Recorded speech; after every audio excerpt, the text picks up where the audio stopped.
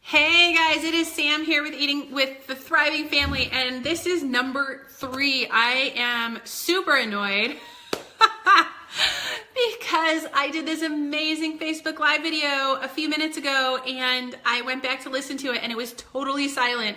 So I was so excited about everything that's going on and I had this awesome stuff to tell you all and I told you and nobody could hear me. So we're jumping back in. I'm jumping back on. I am just sharing this one more time. And we are going to make sure that people can hear me. So annoying. I am so sorry. Okay. Now. Okay.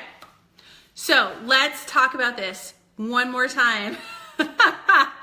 I cannot believe that I totally screwed that up.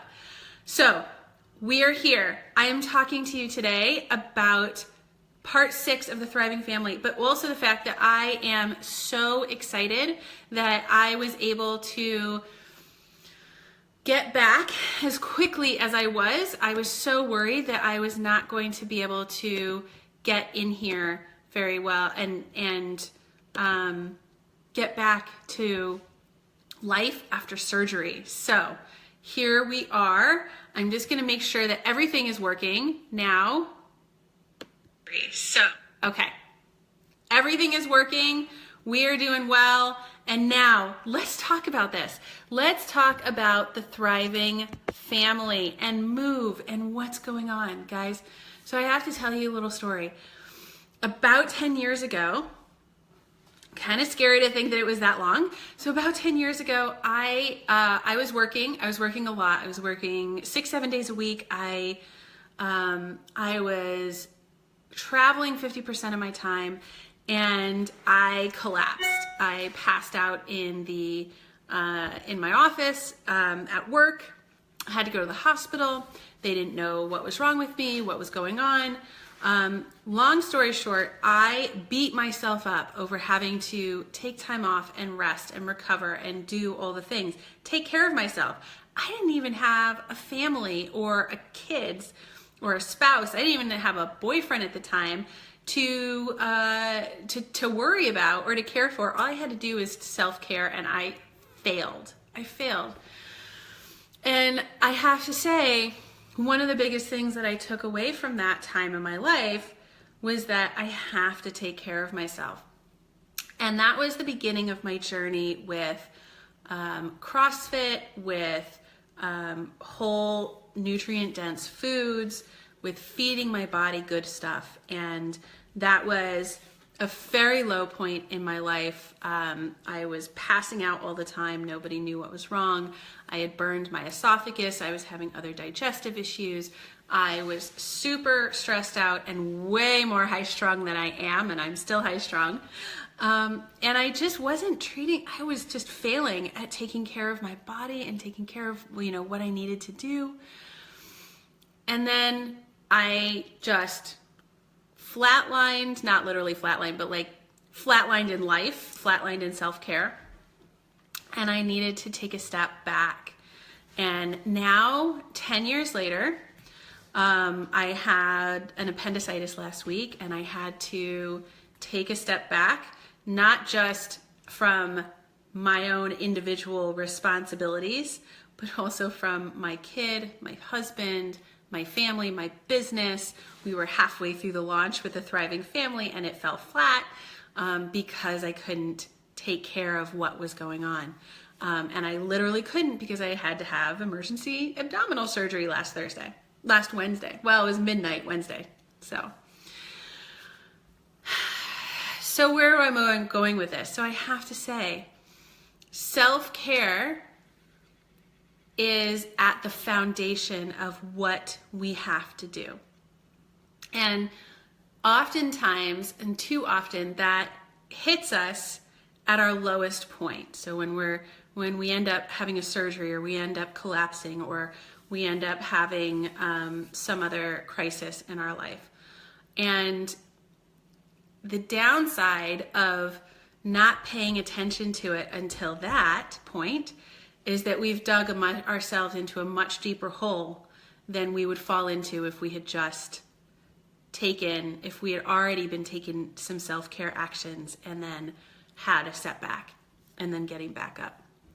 So it's so important to take some self-care. It doesn't have to be a big deal, but last week, my self-care activities took on a whole new focus, took on a whole new level of importance.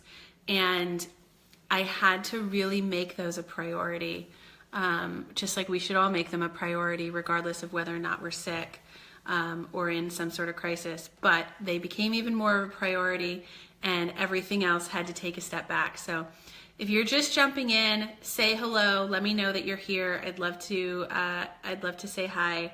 And so now I'm back. It's been a week. I'm so excited that I was able to get back, just shy of a week, to the point where I felt energetic enough to sit here and talk to you all about part 6 of the Thriving Family, which is move, which is all about movement.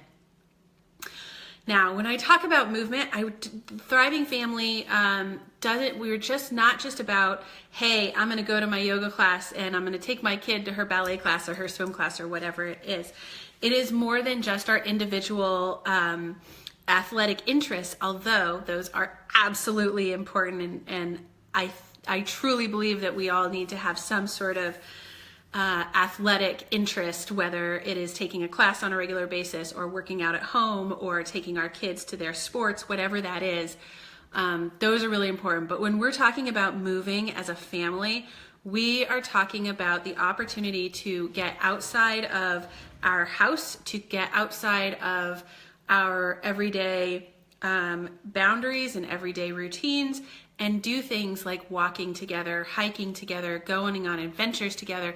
It is so important that we take the time to meet with each other and connect with each other in a space that is full of movement, full of exploration, full of enjoyment. It is so important, whether it's taking a walk after dinner, which is my challenge for you today. If you're watching this and your routine after dinner is to sit down, either watch TV or play a game or do something else, my challenge to you, if the weather is agreeable where you are, and I have to tell you, it is gorgeous where we are, to finish dinner tonight, then go out and take a 10-minute walk with your family.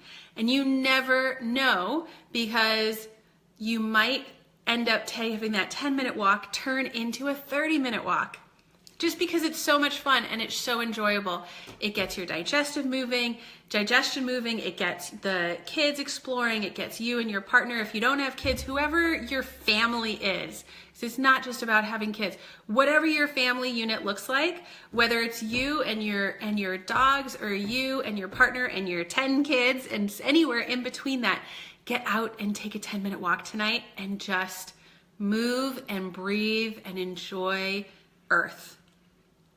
You'll find that if it's not something that's already part of your routine, it is so restorative and also helps relax you and get you ready for bedtime. So it's got a whole lot of stuff going on with it. But it's more than that. There are things where I want to challenge us. Like, the summertime is coming up. The weather is amazing. Weekend trips are some of my favorite things to do. And my email coming out this week, if you're not already on my email list, includes a free weekend trip meal plan and prep guide. It's super simple, not too long, and totally free. And I just give you a quick grocery list, menu, and all the instructions you need to have food ready for a weekend trip. Hey, Annette! To have food ready for a weekend trip so that you aren't spending a lot of money in restaurants, so that you have good food available, and that you guys can just go out and explore the world around you as a family. So that's my challenge. That is all what movement and move is all about. It's getting out and being active as a family.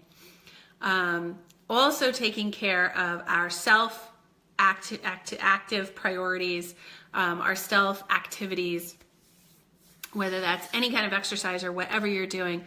But I can't stress enough, get out at least once a week and go on a hike or go to the beach or go for a picnic or go do something like that with your family. If the weather is good tonight, go out after dinner and take a 10-minute walk outside in the beautiful weather. It is gorgeous. It is restorative. It will fill your cup back up after a long day. It will fill your family's cup back up after a long day. And it just brings happiness. So I am definitely getting out when my daughter gets home from school. We're going to go for a walk and get out into the sunshine, maybe play on her swing set a little bit, and just have a good time. So that is what Move is all about. If you were dug into a deep hole when it comes to self-care, if you are going through some challenges and you need to dig yourself out, pick one step to take, pick one action to take. The thriving family, the foundation of the thriving family is not about changing your life tomorrow and making big drastic changes that we then fail and we feel moral failing about. It is all about picking up those small actions that you can take and taking 1 or 2 small actions this week that can help improve your life. But we're going to first improve your day. So, thank you so much for joining us. Thank you, or joining me. Thank you so much for being a part of the Thriving Family. I really appreciate it. I am looking to share my passion and share this movement with the world. It is so important, and it is really family, whatever your family looks like, but family is at the foundation and the core of change. If we want to improve lives, if we want to change how our kids will approach and care for the world and think about the world, if we want to change our own selves, we need to start with small actionable steps for ourselves and for our family. And that's what the Thriving Family is all about. So thank you so much for joining. I am so proud and excited to have you here with me and have you be a part. And if you are seeing this now, share this, hit the share button, share this on your page, share this with anybody you know, because it is so important and it's a message that we have to get out there and give to the world. All right. Thank you so much. Have an amazing day. Tomorrow, part 7 of the Thriving Family, we're going to talk about consciousness. All right. Thank you. Talk to you soon.